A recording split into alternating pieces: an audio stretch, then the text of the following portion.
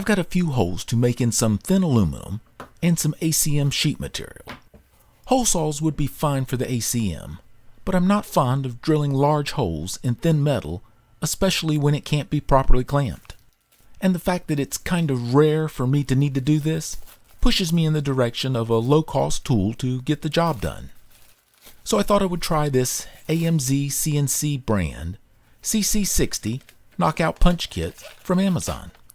Whole kit was about $70, so pretty cheap, if the dies have any hardness at all to them. The kit comes with a combo open-end and ratchet 19mm wrench. It's right about 10 inches long, so not going to get a huge amount of torque with it. Well, at least I won't. The small stud is supposed to be 7/16 inch by 20 TPI, and the diameter measures about right. Has a thrust bearing on it. Doesn't feel too good with no pressure, but put a little pressure on it and it really feels pretty good. I'm sure it's an ultra cheap bearing. The larger stud is supposed to be 3/4 inch by 16 TPI, and the diameter looks pretty close. Bearing feels okay, feels like the smaller one, so the studs seem to be just as advertised. Die size starts at 1/2 inch. Now this is not the hole size. This is for a 1/2 inch conduit. The hole size is supposed to be 0.86 inches in diameter. There's a bit more clearance here than I would expect between the punch and die. I know I'm not going to be punching out precision parts here, but this may be a problem for very thin material. Punch edges are nice and sharp, but are they hard enough to give a reasonable life to the set? The next size up is for 3/4 inch conduit, a 1.05 inch hole size. Now starting at this size and going up, all the punches use the larger stud. The 1/2 inch punch is the only one that uses the 7/16 inch stud. Clearance seems about the same as the 1/2 inch punch, a little on the loose side. Now we move up in conduit sizes 1/4 inch at a time till we get to the 1.5 inch size. Then we move to the 2 inch punch. Again, that's 2 inch conduit size. Hole size is supposed to be 2.36 inches. Seems to be even a bit more clearance between the 2 inch punch and die.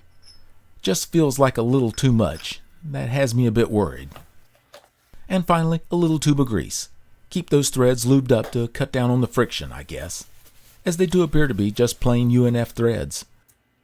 To start, going to put a bit of grease on the threads. They come with some oil on them, but that may be just to inhibit rust. Going to start here with about the thinnest metal cover plate I've seen, as I think it might give the most problems.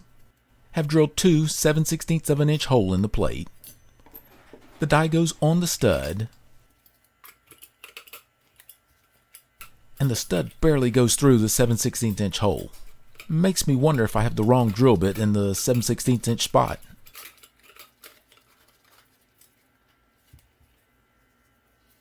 Then the punch screws on the stud.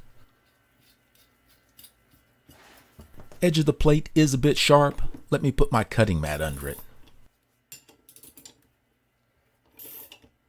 Not a lot of force needed to punch it, but this is very thin metal.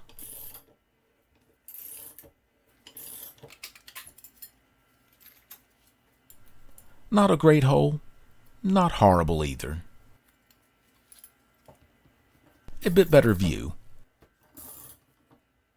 Only one little spot there that I have to apply a bit of force to turn it, but I won't be able to say that about the larger ones.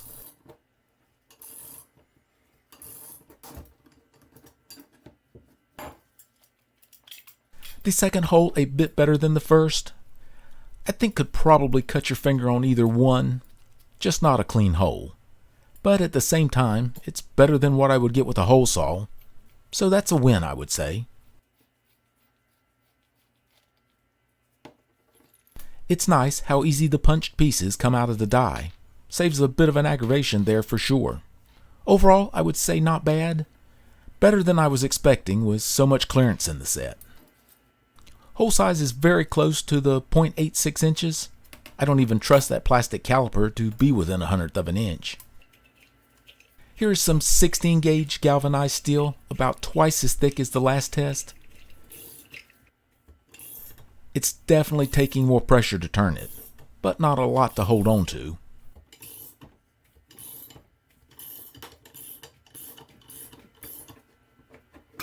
Takes a bit to get the punch out. Again, no pieces stuck in the die. That is nice. I'm very pleased with it on that thickness of metal. The hole is smoother and just looks a lot better than the hole in the thinner metal. Might actually have to work at it to cut one's finger on that hole. What I have here is some 1/8" ACM material. It's a thin layer of painted aluminum on each side of what I believe is a polyethylene core. I've got to cut some 2-inch holes in this stuff.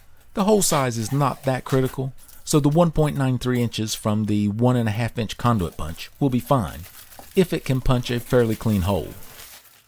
Start with some grease on the 3/4 inch studs threads. I'm going to start with the 3/4 inch punch.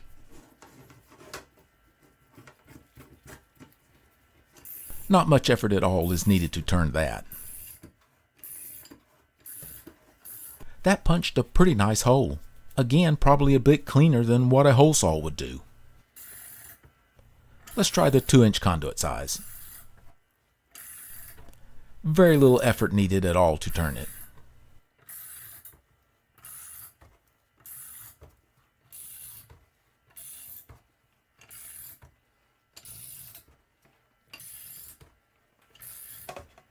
That is a pretty good hole.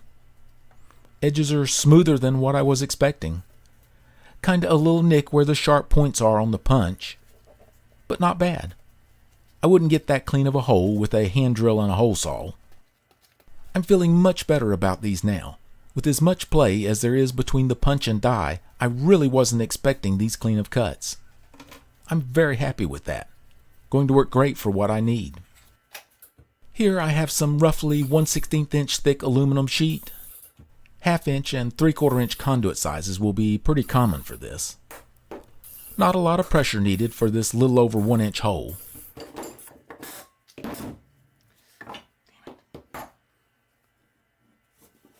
A pretty clean punch through. I'm happy with that. Here, punching close to a 1.7 inch hole. Right before it punches through, it takes a bit of effort to turn the stud. It leaves a bit of an edge on this very soft aluminum, but it's still better than a hole saw, and a lot safer for sure. One last punch to try. The 1.5 inch conduit size. Almost a 2-inch hole. Doesn't seem to be much harder than the 1.25 inch one. Again, the most pressure is needed, it seems, right before it punches through. That's a good hole, I think. Wouldn't take but a bit of filing to clean that right up. Well, overall, I'm very pleased with the set. The price is good.